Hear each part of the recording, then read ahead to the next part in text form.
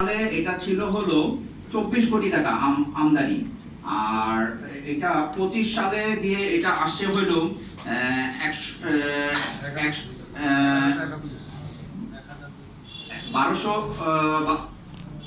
12,000 কোটি টাকা এটা আমদানি হয়ে দাঁড়াইছে। হ্যাঁ, 1220 কোটি টাকা আমদানি হয়েছে, যেখানে ছিল 24 কোটি টাকা। এটা কত গুণ বেড়ে গেছে আপনি চিন্তা করতে পারছেন? প্রায় 5-6 গুণ আমদানি বেড়ে গেছে। আর আমার ফ্যাক্টরি গুলো, আমার দেশের ইন্ডাস্ট্রি গুলো বসে যাচ্ছে, আমার লোকগুলো কর্মসংস্থান হারাচ্ছে। আপনি চিন্তা করে দেখেন এটা কোথায় যেয়ে দাঁড়াচ্ছে। শুধু 15 টাকার ভ্যাট না, কিন্তু এখানে কিন্তু টোটাল একটা ইকোসিস্টেমকে আমরা ধ্বংস করে দিচ্ছি। ভাই, আমার নাম শাহিদ, আমি ইন্ডিপেন্ডেন্ট টেলিভিশন থেকে বলছি।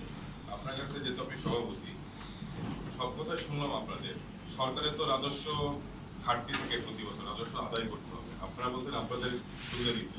তাহলে আসলে রাজস্ব আদায় যাতে সঠিক থাকে এবং আপনাদেরও বাঁচে, আপনার কাছে কি মনে হয় যে সরকারের প্রতি আপনার পরামর্শটা কি? মূল দাবিটা তো বলবেন, সাথে কি করা যায়? ভাইয়া এখানে একটু সভাপতি যদি বলতেন। আচ্ছা, আমি রিপ্লাই দিচ্ছি। সেটা হচ্ছে আমরা তো একটু বলুন, আমাদের তো লাগবে, দুজনেরই তো লাগবে।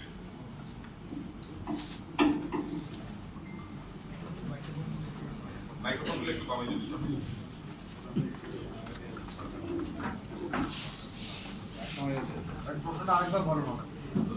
আপনাদের মূল দাবিটা বলবেন, আর সরকার যাতে রাজস্ব আদায় সঠিক থাকে দেশের উন্নয়নে, সেক্ষেত্রে কি করণীয়?